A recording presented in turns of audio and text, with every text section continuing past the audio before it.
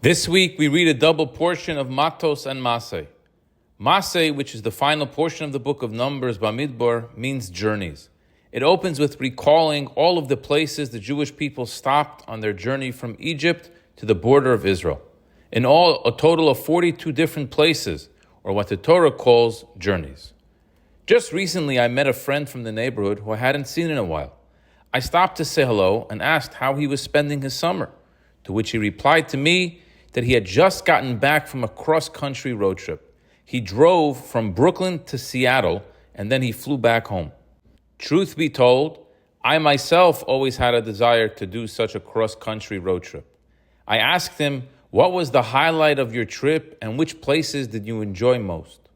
After thinking for a short moment, he said, I guess what I learned is that most people in this country are nice, good people. He then started listing a few cities in which he stopped and how the people were all so friendly and welcoming. He explained to me how the people that he usually socializes with in Brooklyn and the papers that he reads and the little TV that he watches, he receives a picture in his mind that so many Americans are evil people who wish to destroy this great nation. Traveling to all these cities and meeting all these different types of people, he was refreshed, he was educated, he was enlightened. People are good people even though they have a different version of politics and belong to the other party. This week we begin the 9 days of mourning, which culminates in Tisha B'Av, the 9th day of Av, which we mourn the destruction of our two holy temples. Our rabbis teach us that what prompted the destruction of the temples was Sinas, Chinom, unwarranted hate from one to their fellow. People stopped respecting others' rights to different opinion. On the 42 journeys listed, there's no sugarcoating.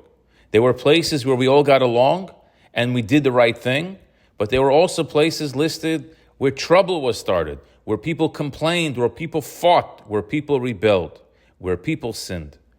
It's called journeys, for its point is to learn from the past to help shape our future as we travel this world to impact and make the world a holy, special, godly place. The way we will get our third temple back is by looking at others with a positive eye. It's going to come by treating others with a warm and caring heart. It will be our reality when we see the torch of good that we all possess, irrespective of our failures and shortcomings. We have the great merit to conclude the fourth book this week, the book of Bamidbar, and we will chant together, Chazak, Chazak, v'nis chazek, be strong, and let us be strengthened. It isn't always easy to welcome someone in that thinks differently than you do.